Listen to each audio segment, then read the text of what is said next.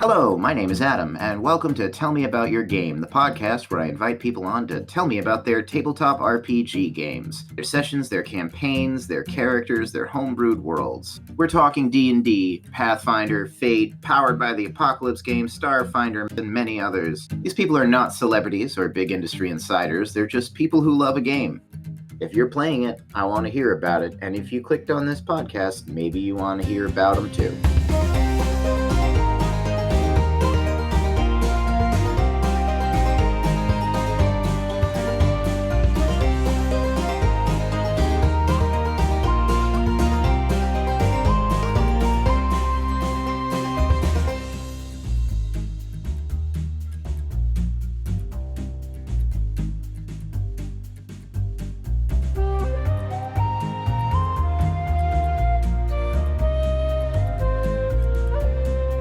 All right, so we are here with Soph and their amazing homebrew world. So I'm Soph. I'm based in the UK, in England, and my homebrew world is called the Lands of Illyria. So I basically created this world in the first COVID lockdown we had in the UK because I was writing my dissertation for university, and I was like, I need a creative outlet that isn't just writing and reading about history. So I was like, let's create my own homebrew world. And it's basically just all of like my favorite parts of different stories that I've read over the years, and like, you know, you have like your stereotypical enchanted forest. So we have an enchanted forest, we have a dragon scorch lands, we have like a marshy swampy area, and then we have like a basically like a desert wasteland. So yeah, I kind of had like this idea to have like 4 very different terrains kind of all within the same kind of place, and then that just like opens everything up for super cool storytelling, I suppose. You suppose? I suppose. I think objectively, yes. There's a reason why people do it that way, and it depends on what kind of story you want to tell at a given moment. Maybe you want to have a desert themed story. You want to have, you got to have your enchanted forest. I mean, that's just, Right. J.R.R. Tolkien said so. Yeah. Yeah. Yeah. It's true. No, but like I just like, so you've just referenced like Tolkien. Like for me, I read the Inheritance Cycle when I was younger, written by Paolini, and Yep. yeah, I think he was like 16 when he wrote the first book. He was 14, and I know 14. this. I was roughly about the same age when that Wow. series came out, and I was so jealous. I was absolutely certain that I deserved to be the child author more than he did. Oh man. Because I was 14 and I was kind of a knucklehead. But yeah, But yeah, that was like my first proper kind of, I suppose, intro into like world building and fantasy stuff. It was like dragons being at the forefront, and I was like, man, like I need something like where the Varden are like holed away in the mountains, and there's like dragons basically built in the world. I was like, oh, I need to, like, like, I played Dungeons and Dragons a whole lot with this system, with this world, and I was just like, you can't not have a dragon based terrain, like if you're playing Dungeons yes, and Dragons. I was like, man, absolutely. I need to hole in on that. So I think my yeah. my first sort of intro to like the fantasy genre, I guess we'll say, was probably Dragonlance, which of course was Yeah. big in like the 1980s. So it's kind of the same idea. So yeah, okay, that was actually one of the questions was your inspirations. Yeah. Definitely Inheritance Cycle. I was thinking about this before. So like the kind of enchanted forest, like you say, is just it's just got to be done. So in my world, it has like a huge world tree, which is just named Yggdrasil because Because yeah, can you really call it anything else? But they call it Schmegdrasil. People are gonna know what it is. exactly. But I was like, there's in my world's history, there's like the light and the darkness of fighting against each other is a big sort of theme in my world building. And I wanted to be able to create like a dark and spooky forest, but at the same time have you really like Feywildy, enchanted magical things where you could just be like, oh, here's this creature that is part squirrel, part snail, like because it's an enchanted forest. Like, why not? Yeah, So, yeah. but I think people play Enchanted Forest as like a regular forest, but ominous. But like that sounds like you've just kind of gone full bore, and I appreciate that. yeah, legit. Like that scene in The Hobbit where they're going through the forest and like the spiders come out and it's Hmm. like, oh man, gives me shivers. But that's like exactly what I want to create in certain parts of it. Yeah. So and like my own D&D characters like always have a nature element to them. I found it's just something I'm naturally drawn to. So I was like, that's something like huge that I've got to include because I love me an enchanted forest. Yeah, yeah, yeah. And that's kind of the nexus point because you've got both. I mean, like I feel like say for example, a druid is just fine in a regular forest, but if you throw the magical aspect in, that gives a lot of opportunities as well. Yeah. I was gonna say I was thinking back to games that I've played personally, just with friends who have DM'd and sort of. So I have a friend who ran or who still runs Stone King's Thunder for us, and he created this like little awakened shrub kind of thing in a forest. And I was like, oh man, like even just something that small is just so Yeah. fun, and it really kind of like it doesn't matter. We fought dragons, we fought giants, but that one little moment of like role play and storytelling was just like, oh, it's just magical. It just makes me so excited and so like giddy about it. But It's the little yeah. things. It's the little things that define the world. My world has tiny mimics, like insect Oh size, my and god, so yeah. like you think you see a gold piece on the road, and you're like, oh, I'll go pick that up, and then it bites Ah, you. oh Yeah. no. I But yeah, love no, it's just that. it's little flavor things because that's how you know you're in a fantasy world because a lot of the fantasy worlds that they do, it seems like basically like your normal bog standard medieval until you get into like the big bad who is a dragon or who's a massive giant or something. Yeah. Yeah, so that's like it communicates this is not the world that you're used to. It's full of magic and wonder and things that your character probably thinks are normal and everyday things, but you yourself, well, it just highlights it as being very different. Yeah, absolutely. Yeah. So you told me that you've recently begun playing in Illyria. Uh, I you've have. running a game in it. Um, Yeah, so we're 2 sessions in currently, so very, very early days. very new, very new. Yeah. But Okay. I've run quite a few like one shots and Hmm. I have a Discord server that is like play by post. Oh, Um fantastic. so I started off with a normal adventuring party and that kind of fizzled out unfortunately because you know Yeah.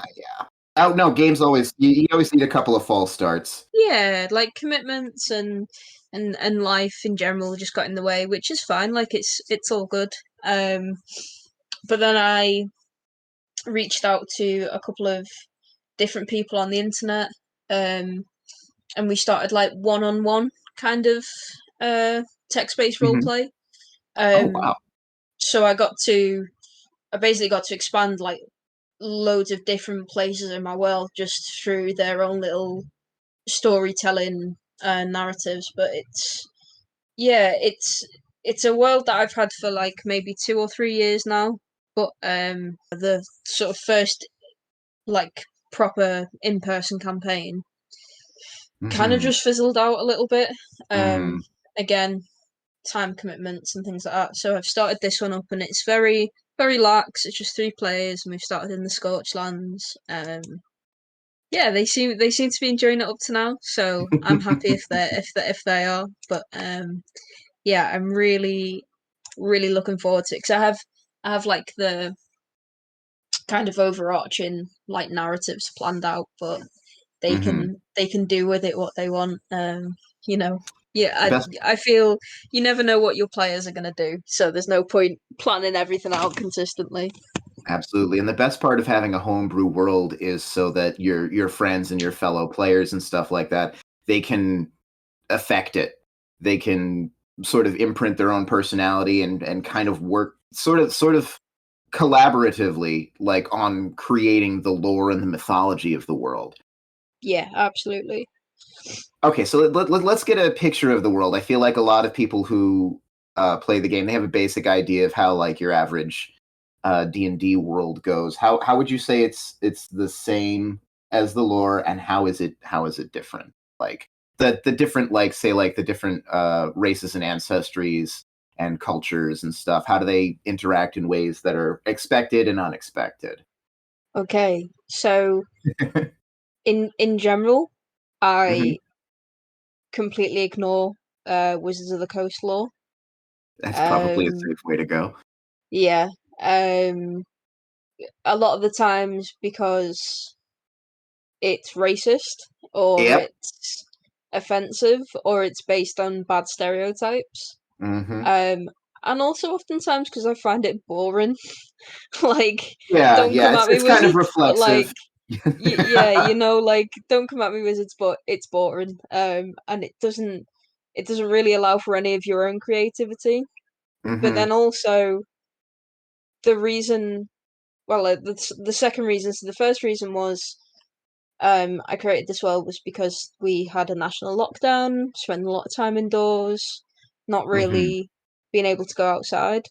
But second of Yep. all, I was getting really just like annoyed with the kind of mindsets of certain people who were like, "Oh, this race must come from here, and it has this stereotype attached to it, blah blah blah." And I didn't want your dwarves come from the mountains and elves come from the forest. I didn't want that in my world, Hmm. and I wanted to base each sort of place in my world on. Well, I wanted them to have their own little cultures, so I created like some little mechanics of like cultural mechanics that you could take instead of the +2 to Yep. whatever and +1 to I'm this, and so because happy, you've lived in a so forest. happy people are getting away from that, to be honest. It's never sat well with me. Well, basically, I did that, and then Tasha's came out, Tasha's Cauldron of Everything, Hmm. and basically did what I wanted to do, or what I'd Yeah. already done. So I was kind of like, yeah, like I very much want my players to be able to create a character no matter where they want to be in the world, and I want them to be able to create whatever character they want. So if you want to be a drow that has grown up, you know, in a city centre, or Hmm. you want them to have gone to a magical academy, that's fine. Like, I'm not going to say, oh, but you're inherently evil, and you Oh have my God, yeah. dark skin, and that means you're inherently evil. And it's like, no, that's just racist, man. So I wanted to create little sort of cultural, I think idiosyncrasies is a good word for it. So Hmm. people who come from the Scorch lands, um, a lot of their food is heavily spiced, with whether that be chili or whether that be spices grown in the Scorch lands. That's Hmm. just one cultural thing that's um, like it's inherent in their culture. But then if you were to go to the Meandering Mires, which is one of the other places in my world, you would Hmm. find a lot of sort of like mushrooms and things that would grow in wetlands and fish and seafood, that kind of thing. And it informs the Um, culture. yeah, exactly. So just because just because you're a dwarf doesn't mean that you belong in a mountain. Like, if you're a dwarf and you grew up in the wetlands, then Yep. you're gonna have a palate for mushrooms and shellfish. Like Yeah, you're exactly. not Yeah. you're not gonna be a beer drinking, meat eating dwarf. Like you don't have to be. Not in my world, anyway. Um, Yeah. Yeah. so I think my world is made for my for the kind of people that want to be incredibly creative and out of the box with their characters. But at the same time, if you wanna play that ale drinking dwarf, you damn well go and do that. You Like can. I'm all happy for that indeed. Like, you know, we all love a Gimli or a you know Honestly, I have a lot of friends who are the human equivalent of an ale drinking dwarf. yeah. Oh gosh. Yeah, so long story short, at best, the canon is a jumping off point that you should either feel free to ignore or even strive to ignore. For Yeah. the sake of doing something new and different and not stereotyped and not steeped in some seriously old baggage. Yeah, absolutely. Yeah. Very well put. I've only interviewed a couple of people so far, but they seem very firm on the whole situation. I'm And I agree with them 100%. So, Yeah. I'm glad I'm not the only one, to be fair, no. because I just think, oh man, like it's a game at the end of the day for Yeah, that's storytelling, true. in my opinion. Like, sure, Hmm. you can argue that AD&D was a war game and blah blah blah, and it's like, yeah, but it's just a system at the end of the day that I'm using to make that story in my world. All right. So, what were the different regions? Oh goodness, the different regions of Illyria. So we have the Dragon Scorch lands, Hmm. we have the Meandering Mires, Um, we have sort of a set of magical academies that are on a set of islands, and they're called the Chain Isles. Hmm. Then we have Wendelin Forest, which is your big magically forest, enchanted forest vibes. And then we also have the Silent Steppes, which is the long stretching kind of deserty kind of place. Um, Hmm. And then in the middle we have Eldenara, which is like the capital city, and then we have Port Luscan, which is a little nod to the Sword Coast. Nice. Which yeah, I although I kind of want to get away from a lot of Wizards lore, it sort of like Baldur's Gate and playing that on the Xbox when I was younger with my dad is kind of another inspiration for me. Oh, So that's nice. yeah. That's a little nod to that. I've only recently run my first game that actually takes place in the Sword Coast. It's the first time I ran Lost Mine of Phandelver. It's the first time I've ever run from a Oh book. yeah. And yeah, they've got a pretty decent setup there. I mean, I changed a lot of things because for aforementioned reasons and stuff like that. Like, first of all, I got to be honest, I love orcs. I love orcs so much, Yeah. and they are so maligned. So I kind of did some stuff to give them a little bit of dignity. And it's all Yeah. like, oh, let's go out and kill some orcs and get some orc ears and stuff like that, and pass them in for a bounty. And I'm like, no, no, no, no, no. The orcs, they used to have this big empire, and now it's in decline and everything, but they're actually a very dignified group. And it's not the orcs. It is an empire that is principally composed of orcs. It's not the same as saying, all orcs be like this. And in fact, actually, the central orc NPCs are a troop of orc hippies Oh, um, nice. that are kind of just sort of like they're minstrels and they're like wandering through the wilderness and they're playing songs and they're so clueless and I love them so much. They're great. Oh, hell yeah. Anyway, sorry, go ahead. Talking about myself. Wow. No, I did a similar thing with so I'm running Curse of Strahd at the moment as well. Hmm. And that has a whole bunch of like really racist tropes about the Mm-hmm. Vistani. But yeah, I did a similar thing with them where they're basically traveling wine merchants, and Mm-hmm. if you need um, sort of like a safe group to travel with, they're your people, and they will supply you with wine and get you drunk, and that's about. So, I remember I them being a good time when we played through. Actually, my yeah, my yeah, character wanted to stay in Barovia and just hang out with the yeah, Vistani. yeah, and like I think a lot of a lot of the people who they've talked to about the Vistani, they're like, are they good people? Because there's like a couple of NPCs that don't like them, and everyone's like, oh, they're great. They bring us wine. Like, you know, like Oh, mm-hmm, what's not to like about them? They're safe to travel with when we need to, and they bring us wine, so they're mm-hmm. good with us. This okay. Here's a fun question. You say you're running Curse of Strahd. Is Illyria connected to the Mists? No. Okay, all right. It's I really would have liked to join it in, but Mm-hmm.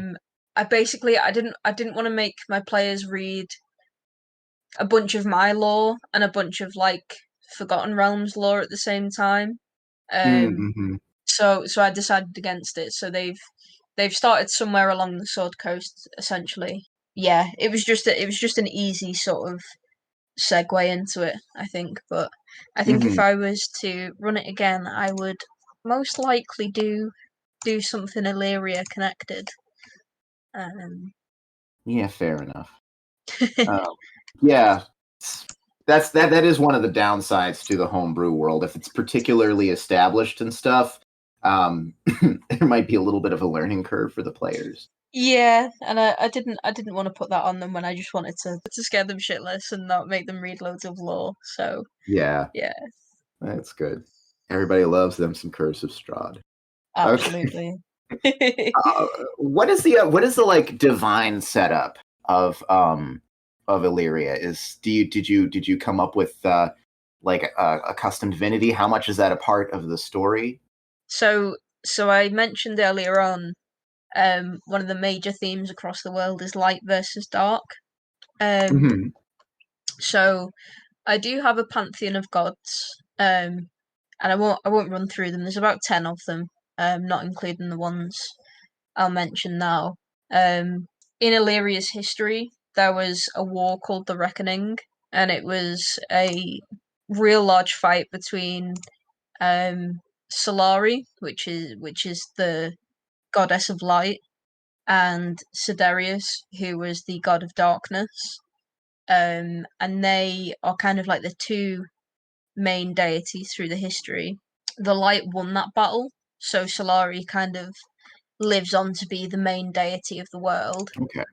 However, I do have a pantheon of gods, but that pantheon of gods are kind of the main ones that most people would know of and worship across the lands. But if there is a Forgotten Realms or a even like a Celtic god or a Norse god that you really want your character Hmm. to worship, you're more than welcome to do that because a lot of the towns and villages across my world have kind of like a one fits all kind of temple.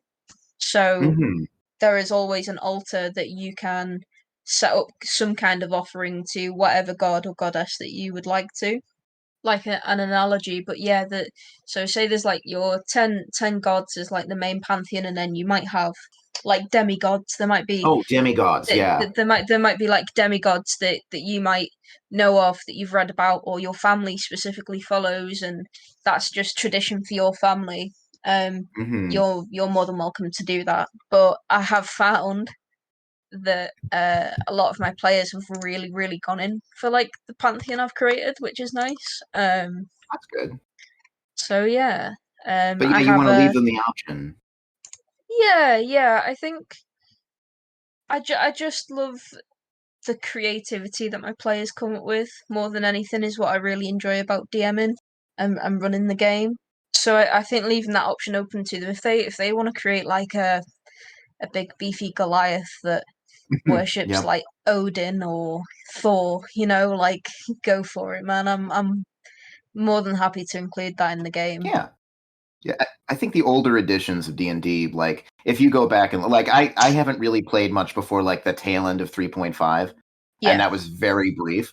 But like if you go back and look at the old resources, it seems like they basically started with world like actual world pantheons, principally like things like Norse and Egyptian and Greek and stuff. yeah. Uh, sort of the big ones that every nerd kid gets really into at some point in their life. Oh yeah. Yeah. Yeah, but like I've done kind of a similar thing. Like there's the principal gods and goddesses and stuff. If people want to bring in stuff, because like you want to make your own lore, but you also don't want to like pigeonhole your players or anything. It's especially if you're into like we were talking about, like letting them have kind of a say in the creation and ongoing creation of the world. Yeah, yeah. As a player myself, I don't really enjoy restrictive games. So, Hmm. if I have an idea where I want to play, oh, I don't know, a blue-skinned orc rather than your, you know, normal sort of green-skinned variety, Hmm. then and the DM says to me, "Oh no, you can't do that because that's not in my world." I'm just kind of Well, like, there can "Oh be one man, blue orc for crying out loud. Like, exactly, exactly." Then there might be a reason, and then that gives you a tool as a DM to work with to be like, "Hey, like hmm there's a reason you're special, like, and maybe it's something to do with, you have divine blood within you, or maybe you're a chosen one by a certain deity. Like, I don't know, I like really thrive off the creativity of my players. So hmm if you do want to create like a crazy character, like within reason, go for it Yeah. because I can just like make more lore, like Yeah, never say no to a hook that your players are giving you. I mean, that's going to exactly. help you. So, Yeah, like, I get so tickled when my players come up with something that I hadn't thought of, and just thinking about how, like, I am surprised by my own worlds. yeah, absolutely. I have a player at the moment who came up with an idea of druid a druid who is Circle of Spores. Mhm. And they were like, "Oh, but I want to use it like they're a baker. So the spores that they Okay, create is okay. like yeast." And I was like, "Whoa, that's like That's so so clever. cool." Yeah. I like that And very and much. and they've been like, "Oh, like but I want to make them like special cookies." Hint hint, wink wink, nudge nudge. And I was like, "Oh man, like even better! Like I'm so down for it." Do you know what I mean? So it just means I can create like crazy drugs within my world that she can bake into weird baked goods. Like, you know? Uh-huh. And when people have an identity for their character like that, you could put stuff in front of them and they just like they Yeah, know it's for them. Like yeah, if they go to a exactly. new town and there's this wacky new drug that makes you see into, like, I don't know, the ethereal plane or something, they're like, "Oh, that's for me. I'm all about that." You Yeah, know? yeah. Oh, wow. Oh, that's so good. I know, I right? can Oh man, I kind of always wanted to have this totally an aside, but I kind of always wanted to have a player character who was a baker, but they were an alchemist, so an alchemist artificer, Ooh, and so yeah. but instead of make brewing potions, they would make like these little like dainties, these little like Oh, like cookies or muffins yeah. or something like that, and then they would like eat the muffin in the middle of a battle, and they would gain a boon from it. Because Oh my that's just god. a matter of flavor. If you pardon the pun, it's a matter of flavoring the mechanics. Wow, that's fun. Okay. Oh goodness, I forgot. I completely lost my train of thought right there because that just kind of tickled me a little bit. I Oh my. think I think it was like like players coming up with stuff that you would never think of, and it's basically like carrot and stick, isn't it? Like they give you that hook, and you can just Hmm. like run with it. Just super fun. Um, Exactly. The world is just the framework for their creativity. And Definitely. so, generally speaking, the best decision to make when deciding whether to include something in your world is how much is it going to, if at all, limit the creativity of my players, and how much is it going to allow it to thrive. And Yeah. that's kind of a challenge sometimes to tell the difference, I think. But Yeah, absolutely. I think there are within my world definitely a broad spectrum of like terrains and cultures and things like that. That kind of widen those possibilities, but at the same Mhm. time, like there are historical events and there are very structured. Mhm. Trying to think so there's like a structured government. So if you kill a man, you're not just going to get away with it. Of Like course, yeah. that kind of thing. So like every action has a consequence. But at the same time, if you convince me well enough as a DM role playing like the city guard, then I'm not gonna say no. like if I would believe it in real life, then I'm sure a dumb guard would. But one of those structures I have actually is I have they're a step up from a town guard, I would say. Okay. But they're called the wardens, and um the chain elves that I mentioned earlier, there's upper and lower. The upper Mhm. the upper academies are magical academies, and the lower academies are like combat academies. So you can train to Oh. be like you know. Well, here's another thing: if you wanted to train to be a knight, and Mhm. you want that rigid sense of like honor, that's something that you can do at a combat academy. But if you just want to go and learn how to fight so that you can be a guard one day, Mhm. you can also do that. But um, so the wardens are trained in both magic and combat, Ooh. and their sigil is the world tree. So Yggdrasil, that's their like what do you call it, like their sigil or their It's the icon of the order there. yeah, like what they would have on a tabard. Um, Mhm. so that's like well, but basically they like all around Eldenara, the main city, there are like world trees that are a lot smaller than Yggdrasil, but they use Small them world to trees? yeah. So like they're like branches from the world tree that have grown into smaller ones, and they use That's them so mythic. Wow. and they use them to travel through. So say there's a world emergency and a message needs to be sent. Well, then a warden who's in Eldenara can travel to a chain academy that's hundreds of miles away in like an instant and get that So message you've to them. unlocked fast travel, yeah. Yeah, absolutely. But not everybody can use them, and there's certain sort of spells that only the wardens can learn, and that's kind of like another big rule in my world is like teleportation magics and like your tree stride and things like that are very Hmm. much like Tree a stride. Oh, of course, yeah. yeah, like a guarded magic kind of thing. Mhm. Well, like, see, I was going to actually ask if I, for example, like if I went to go play a game in your world and Uh-huh. I wanted to be one of the wardens, what would be the class that would be most fitting to choose to be a warden? Any kind of class that has both magical and combat abilities. So you could Okay. be a paladin, you could be a cleric. You Um, could be an Eldritch Knight, maybe? Because yeah, like Eldritch yeah, Knight was the first thing I thought of. yeah. You Hmm. could even be like arcane trickster rogue. Um, like literally, Oh, like can you imagine? you don't have to be big and beefy in armor. Like you can be a little bit more sneaky and have Yeah. certain magics like available to you, which changes the rules and mechanics of Arcane Trickster Rogue a little bit, but it fits in my Yeah. world, so I don't really care. Um, Hey, listen, the flavor and the mechanics are not the same thing. You can change one exactly. and change the other, and it doesn't affect the other. Yeah. So yeah, literally any class that has some magical capabilities, because obviously every class has some combat capabilities. Like you can Yeah, yeah. hit things with a stick if you want to, like like.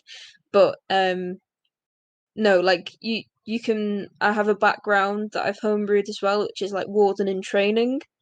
So if you want to take a gap, Okay. if you want to take a gap year and you want to travel around, like you can do that, man. The knight errant thing. Yeah. Yeah, Wow, that's so. I love it when people like they like home brewing like backgrounds and like subclasses and stuff like that for your world. That's next level world yeah. building right there. I love it. Oh my god.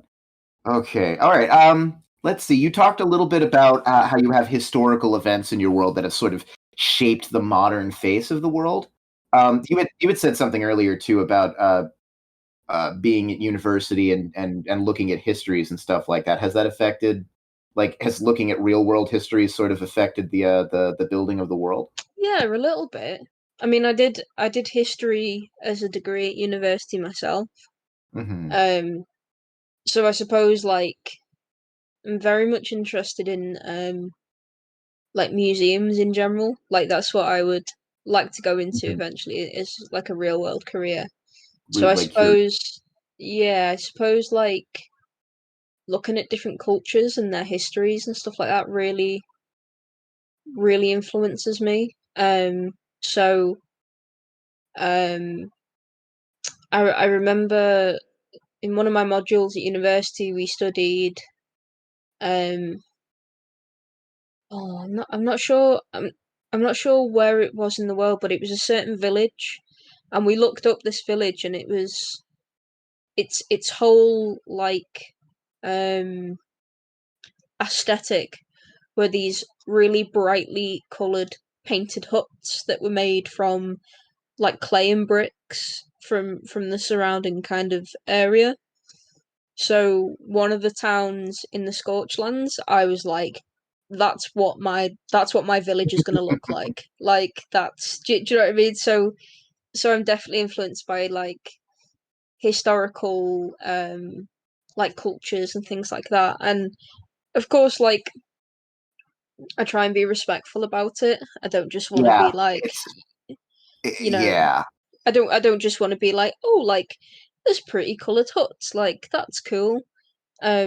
Like I do try and do my research about it and try not to appropriate anything. But Hmm. that's definitely one thing that I found where I was like, wow, that's so cool and so pretty. Like that reminds me of a D&D world. Do you know what I mean? Like that kind of thing. Like Wow, this real world thing reminds me of a fake real world that I know. But yeah, no, absolutely. I do stuff like that. Actually, I went to school for anthropology for a oh while, yeah, and so it's sure, kind of a similar animal there. yeah, But it really helps you with the building of the. It's like I segued more towards biological anthropology, and so my worlds tend to be really fleshed out with the sort of the evolutionary biology. Like I know exactly yeah. where goblins sit in the humanoid family tree. Oh my god, Um, that's amazing. but I'm actually a little bit light on the history compared to other people. There's just a few big events. But Yeah. Well, I yeah, think that's definitely why I've leaned into like this. Well, I have like a 10-page thing of lore of just the reckoning. So, there we go. There's my history nerd coming out that I create my own history because there's so not we enough of like the it history in the on this real world. podcast. We like the history nerd. Um, oh gosh. Let's see. We're getting kind of to the point in the conversation where I like to. Do you have a D100 or percentile dice with you? Yes, I do. Well, I'll use Avray on my Discord server because Okay, cool. that's Yeah, so yeah, if you could just roll for some questions on the D100 questions table, and I think actually you submitted some, so there's yeah. a small possibility you might get your own. I'm anticipating eventually somebody I interview is going to get their own question on this table.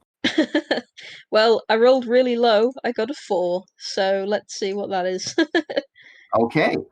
Oh, that's actually a good one. Okay, so this one comes from Jocksa on Twitter. That's Jawksa. It's Have you ever tried writing a story or book set in this world? And if not, what kind of story would you write? Oh, I had an idea a while ago, um, to do that, and kind of it's not that I didn't get round to it, I just didn't know where to start. But I Mm-hmm. think I did create some characters, like basically like an adventuring party.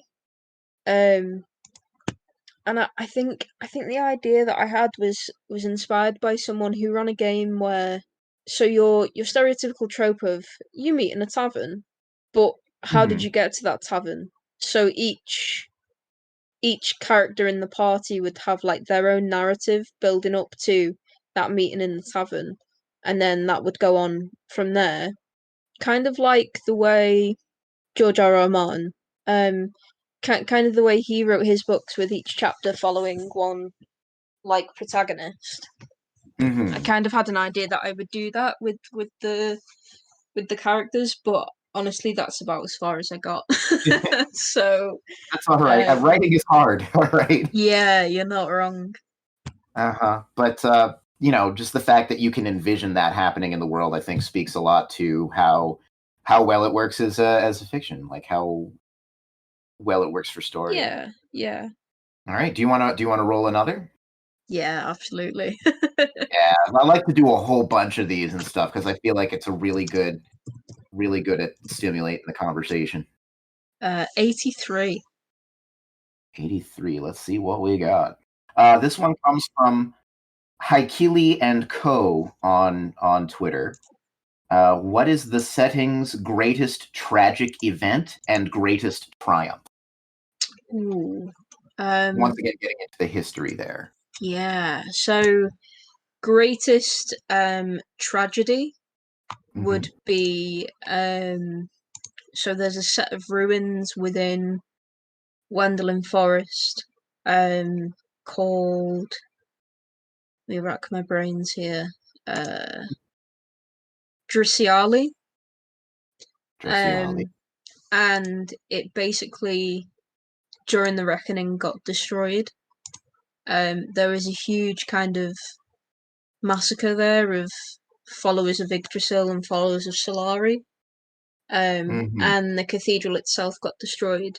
And it was once a very beautiful, very grand building and a meeting place for the people who lived in Wendelin. Um, but now it's like ruined. It's a ruin, yeah. But then all of the stone and things like that was destroyed has been repurposed to Oh. rebuild towns and um, often to build memorials and things like that. So it's not just being destroyed and left there. It's Hmm. Because it's a the living world. yeah. Um, Hmm. and then I suppose the greatest triumph would be sort of the final battle between the light and the dark, which um, is called the Reckoning. Yep. Yeah, in which Solari bested Siderius, and Siderius was sent back to his home plane, which kind of prevented any sort of infighting that was going on during that time because it was it was Hmm. a war. So Yeah. it How long was the reckoning? How long was that war? so the reckoning is kind of the name for the period and the last Mm. battle. Um, Okay. All right. but it kind of went on for maybe a decade or two. And that happened sort of 500 years ago from sort of 500 years before the present current day. day. Yeah. Yeah, yeah, um, Okay. So pretty grueling. yeah, Full absolutely. decade or more. Yeah, Who? You said Siderius went back to their home plane. That yeah, actually brings up a really good question. How does the traditional structure we've talked about like sort of like your traditional like racial, cultural, historical uh huh. canon and how that fits or doesn't fit in to your world. How about the planes? Is the structure of the planes similar, or what's the story there? So, so that's something that is kind of secretive in my world. Oh, okay. All right. So, In terms of those players, shut your ears. I can still explain. Okay, cool. But Okay. kind of, so the world is split into 4 different terrains, and each of those Mhm. terrains link to one of the 4 elements, and Oh, that's gonna be one of the large oh, overarching that's sort of good. themes Gotcha. in my campaign. So the way the planes work is the material plane is the one that we're on, but Mhm. then all of the other planes are kind of like tethered to the material plane, and those tethers are like rubber bands that Mhm. they stretch and then eventually they'll come back together. And though that kind of stretching and coming back together is what Oh, caused wow. Sidarius to come onto the material plane as the sort of plane that he's from.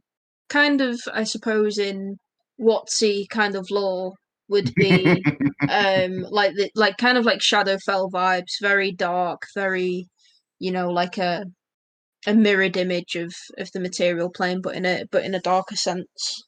But yeah, so that sort of like stretching and expanding of rubber bands, like eventually those planes are going to come back together, and it's going to be like tectonic plates, and That's overwhelming right there. Wow.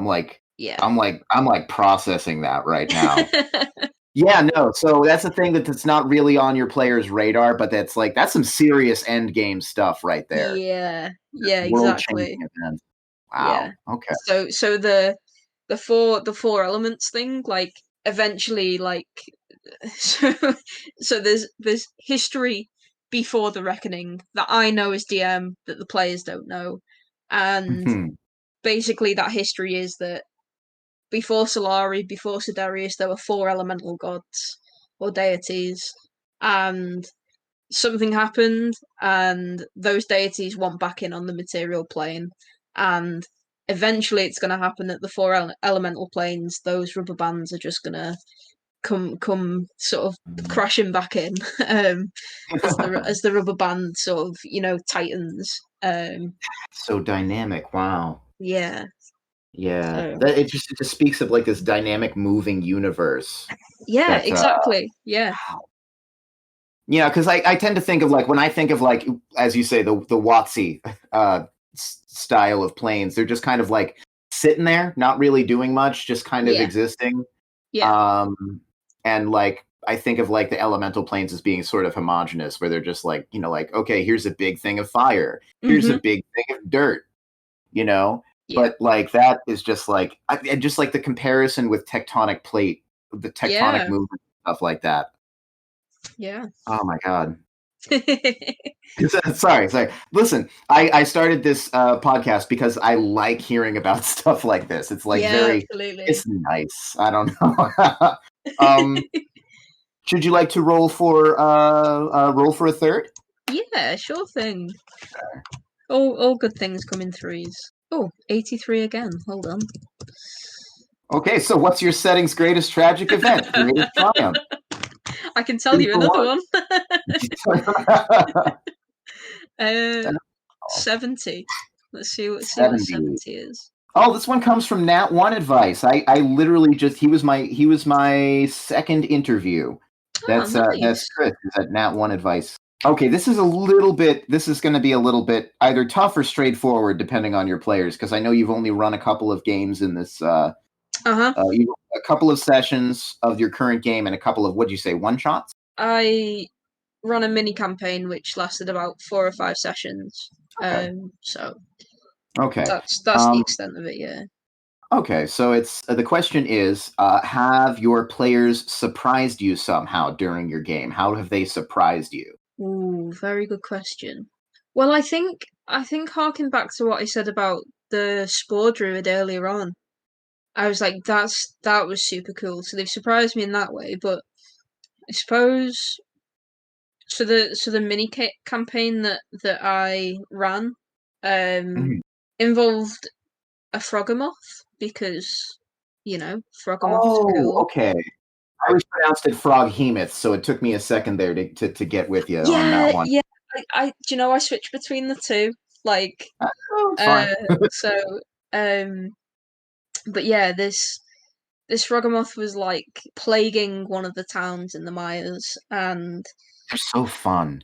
yeah, and it came crashing through one night, um, and they were sent after it. So they went after it and discovered that it had like this like relic stuck in the side of it, and that's why it was like basically rampaging, because it's like, like if I don't know, like if a T Rex got like a thorn in its foot, it'd be Of like course, yeah. super angry, whatever. Mm-hmm. And so they pulled out this blade from its side, and they discovered it was one half of like a relic. So then they went and got the other half. But when it was put together, and when they well the Hexblade Warlock of the party was like, I'm gonna pull the blade out, like sword in the stone kind of deal. Um You're and now the true king of frogs. yeah. But she basically discovered that it was an old relic of Sidarius, that like the frog had Oh, just, wow. like, being in the mires in the water so deep down, it's like, it's dislodged something.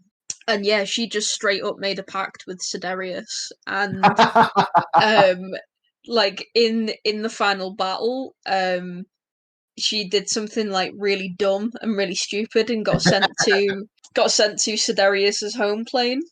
Oh, Um wow.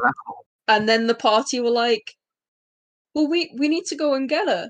And I was like, oh man, like, because so it culminated in this big battle with, these various like monsters and everything. And she was like, yeah, I'm just I'm gonna do this thing. And I was like, oh no, like, make me a charisma save. And she failed it, and yeah, got sent to Sidarius's home plane. And then a whole nother like two shot kind of, happened after that to like get Lyriel back, like, Yeah. so yeah, I think players always surprise me with their decisions. I was like, oh, they'll hand the sword over to the authorities and it'll get locked away in some chamber somewhere. Like, they're all pretty good natured characters and whatever, whatever. And then you just have this like goth, like hexblade warlock in the corner, like, I'm gonna make a pact with one of the most evil deities like this land has ever seen, and just, completely shock everyone. But uh yeah, it was So, very fun. so did they rescue her or? Yeah, they did. Yeah, Yeah, they they. did. Okay. So another thing they surprised me with was the halfling, and I think it was like a halfling and a gnome, maybe two Mhm. short characters. It was basically like three goblins in a trench coat, and they got into this like prison that was guarded by all of these shadowy entities, Mhm. and just like bullshitted their way through with like three goblins in a trench coat. And oh man, it so many funny shenanigans ensued. Like, it was a very, very rules lax, very kind of creative game, and a lot of them had never played before, and it was just real nice, Oh, and it was it's real good. They the creativity of people who have never really played much before. Yeah, It always astounds me. I love playing with new players for that reason. They always do something you don't expect because they don't know what is expected. yeah. Mhm. One Yeah. one of my players, who had played before, but she basically was playing a bard, but she didn't Mhm. prep any of her spells. So it got to, I think it got to like maybe session 2 or 3, and she was like, "Oh, like, I want to climb up this statue and like try and grab the thing on top." And I was like, "Dude, you're a halfling, and this is like a 10 foot tall statue. Are you sure you want to do that? Like, do you not have mage hand?" And she was like, "No, no, like, I only have my abilities on my character sheet." And I was like, "But like, what spells do you have prepped? Because you haven't used any spells so far in this campaign." And she was like, "What? Like, I what get spelled. spells?" And I was just like, oh my god, like, the creativity you've been coming up with is because, like, you didn't even have like a mage hand or whatever, and she was trying her best. Like, she's trying so hard to do these certain things, and I was like, Oh no. do you not have a spell for that? Like, you're coming up with all these wild and crazy ideas, which I love, but there is a spell for that would make it just so much easier. And oh man, it's I just love so that. funny. Oh, one of my best players is relatively new, and he is just, oh, I adore him. He is kind of clueless when it comes to the actual mechanics of the game. I Yeah. keep having to remind him what dice to roll, Oh, that sort of thing. Oh my God, he is so creative. He is a joy to play with every day. Oh my God. Not every day. I don't play I wish I played every day, but I don't play every day. Every time. He's a joy to play with. yeah. Love you, Isaac. Um, yeah. Okay. Oh goodness, that's so good. And oh my God, I was trying not to interrupt you earlier, but like, what a way to introduce like a a cool magical item than it's stuck in the side of a froghemoth, a frog. And you know what? They didn't kill the Froggermoth either. They let it go. They managed to do it without killing the Froggermoth. That's fantastic. Yeah, They're like one of those cool creatures that I probably wouldn't want to kill either. It's like you run into an exactly. owl bear. I don't want to kill the owl bear. Owl bears are Hmm. cool, you know. Let's see. What else do we want to get into? Gosh. What haven't we touched on about your world? You know what? So we talked about like wardens, and we've talked about like the magic academies and things like that. One of Mm-hmm. the kind of um like political kind of structures Uh-huh. is the Council of Representatives, who are voted in sort of every 5 years or so, and they're like the governing body of Illyria. So somebody from the Scorch land, somebody from the Myers, somebody from Mm-hmm. Wendelin, and somebody from the Chain Isles are appointed sort of like every 5 years, and the same person isn't allowed to be like voted in again. Oh, that's wishful thinking, huh?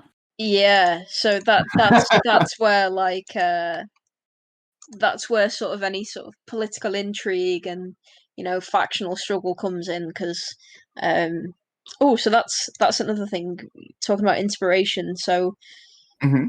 I did a lot of Tudor history in college, and a lot of sort of that era between which religion is correct, and Oh yeah. the advisors to the kings and the monarchs and things like that. There was loads of like political intrigue and factional struggle and stuff, and I was like, oh, like I need I need something where someone can be like, although on first glance they're elected democratically, like Mm-hmm. like they could send any man and his dog to be like the representative from their constituency, and it's kind of like they govern the land. So if there are any like sort of big political decisions that need to be made, it's like that's the council that makes it, and supposedly they have their homeland in best interests, but at the Mm-hmm. same time, like, It's always more complex than that. Yeah. yeah, absolutely. um yeah, so I feel like we like the governmental kind of side of things, like it's quite simple, but it's because I can then play around with it quite a bit. Um, Mm-hmm. So and it's always fertile ground for storytelling with political yeah, intrigue of that nature. yeah, that's the only thing that we haven't really. Ooh, Ooh. so ooh, I'm reading through my world building doc. Like I've talked about that. I've talked about that. How Um, big how big did you say that your world building doc is, by the way? oh, I have a 10-page doc of like just Yep. history. Mm-hmm. But this thing is like 30 pages long. Yes, that's the good stuff. Okay. All right. Sorry. Do continue. Do continue. I just wanted that clarification.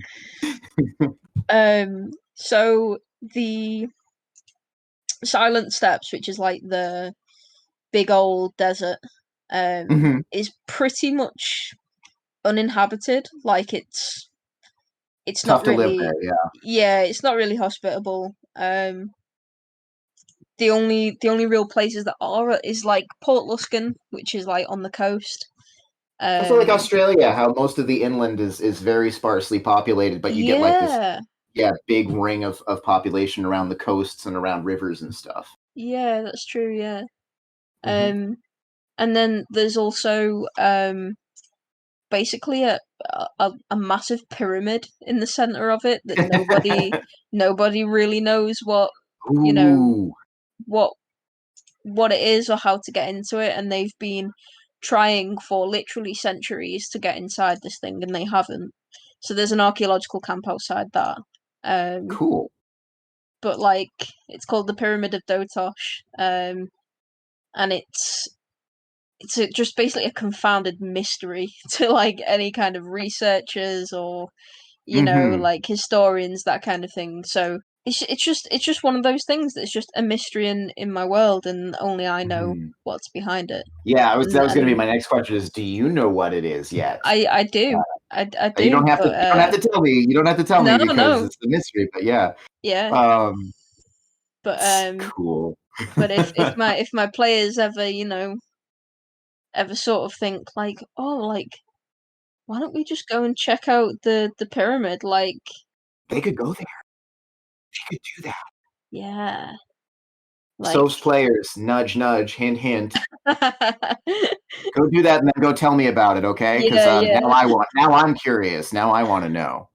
I can message you later. It's all good. Okay, cool, cool. All right.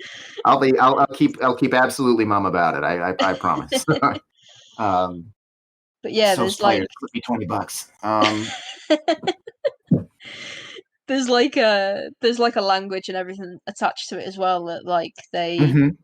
have like basically been unable to decipher for Hmm. centuries as well. Because again, the history nerd that I am, there's no Yeah. kind of like Rosetta Stone in this world to be like, Yep.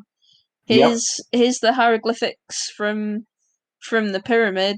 How do we translate that to common or draconic? Like nobody knows. Hmm. So Yep. Yep. I mean, like, let's be honest, Rosetta Stone, how unlikely was that anyway? Like, yeah, that doesn't happen every multiverse, is all I'm saying. yeah, Uh, exactly. oh man. So what's going on in the world right now? Like, Good what's question. the big tensions and worries of the society? So there is in the Scorch lands. There is obviously that's where the campaign that I'm running at the moment. There's two As you sessions said, in. yeah, yeah. That's where they started, and basically the religion there is the Scorched Serpent, Hmm. and to outsiders it kind of looks culty. Not gonna lie. It kind of Um, sounds culty, I'm not gonna lie. yeah, but Tharsis is like the kind of proper name for it. It's like a winged serpent essentially. Okay, yeah. And they were kind of paramount to winning the Battle of the Reckoning. Um, Mm, so in my history, there was the events of the Reckoning going on, and in the Scorchlands there are very good smiths. The dragons kind of have a symbiotic relationship with the people down below, and the dragons up top. So the dragons kind of stoke their fires and their forges, and the people down okay. below give them like shinies and Yeah, and, yeah, yeah, and, yeah. and nice things. Um, so basically, how that symbiotic relationship came to be was Tharsis basically sacrificed themselves in the largest volcano within the Scorchlands, and that in turn helped to create these three magical like artifacts or vestiges, as Yes, yeah. Matt Mercer might call them. Hmm. Um, so um, so yeah, there's this religion of the Scorched Serpent, and to them it's a way of life. It's how the towns in the Scorchland works. It's they give us things, we give them things. It's just how it works. But to outsiders, it's kind of like, man, they really do like those dragons. Like, it's kind of a bit culty and a bit weird. Like, nobody really worships anything else there. So basically, the characters at the moment are after this sect of people who are, you know, trying to basically resurrect Tharsis, and the people of the Scorch are trying to keep it like on the down low, because this kind of thing happens like all the time, where like you'll Yeah. get one group of people just like, you know, who are crazy heretical fanatics. Um, so yeah, they're like currently trying to battle the like sort of latest wave of Yeah. sort of That fanatics of cultists. fanaticism in a magical universe is probably way worse than fanaticism in your average mundane universe. So Yeah, yeah, because they actually have a chance of succeeding at stuff like that. yeah. There's this kind of like micro like council within the Scorch, Mhm. within one of the towns, because there's like a cultural capital of the Scorch Yep. called Araras, and that's like where the characters are at the moment, and they're basically on the hunt for Hmm. these cultists. Um, Trying to find their next hook. yeah, Yeah. yeah, but that's gonna like link like overarching to the kind of four Hmm. elements thing. So Yep. we'll Yeah, we'll because like your we'll see Scorch how that plays Serpent. out. Yeah. Yeah, we'll see how that plays out. Um, how long is this campaign going to go for? Is it intended to be like a long-term Yeah, stop when the story feels wrapped up sort of thing? I think so. I think it's definitely like a slow burner. Um, Mm, to pardon the pun. yeah. Slow burn um, in the scorched lands. That's a title right yeah, there. yeah. Maybe that's what this episode should be titled: "Slow Yeah, Burn over maybe the Scorched Lands." I was originally thinking the Wardens of Illyria because I kind of like to include stuff from the world, but I really Oh, like that actually, and it came up yeah, like naturally in conversation. So yeah, yeah. I think we might have a winner there. So there's so much stuff I could talk about, man. Like talk about it for hours, but Well, I mean that is the idea, but we're actually sort of running low on time now, unfortunately. Yeah, I like the way. I mean, like I don't know. I mean, I reserve the right to talk about like sequel stuff later because I feel like I've been doing a couple of these, and I feel like it takes a little bit for people to open up about the worlds. They're like, wait a second, am I really allowed to go ham on my world right now? Like, am I really allowed to like the stuff that would make like people on the bus like give me dirty looks or something like that? Am I allowed yeah. to just talk about it? No. Um, yeah, but is there anything else you wanted to cover in brief or? I don't think so.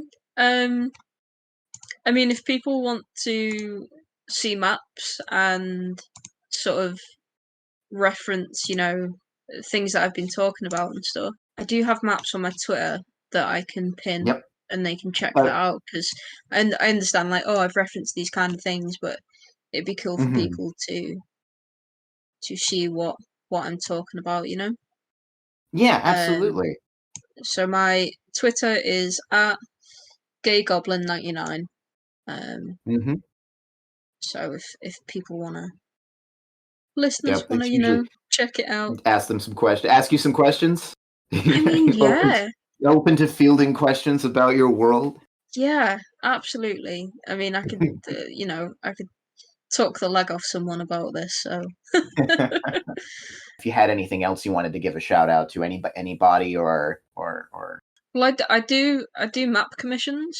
So, if people want to check me out on Instagram or Facebook, it's at Soph's Sundries. That's SOPHS.sundries, and you can get in touch, and I can do map commissions, because I just love fantastic. maps, man, and they're super fun to make.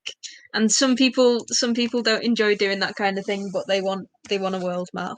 I suppose I get an insight into people's world building that way as well. That's a follow. That's a follow. Okay. So if you see a weird like I do traditional art more than I do like map making art. So yeah, Sure. there's a wacky Cthulhu warrior who might be following you now. So Oh, hell yeah. yeah. Okay. All right, cool. All right. Well, thank you very much for coming out and talking. Thank you for having me, and thank you for letting me ramble. Yeah, no, I love the rambling. I love it. I like it when the big draw is being able to listen to people who are passionate about their worlds. I like listening to people who are passionate about things, and I love RPGs. So it's just natural right there.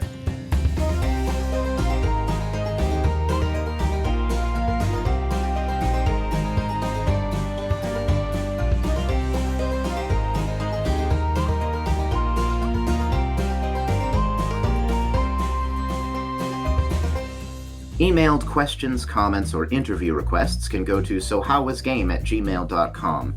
The intro music is Through the Woods We Ran by Vinsvept. Thanks for listening.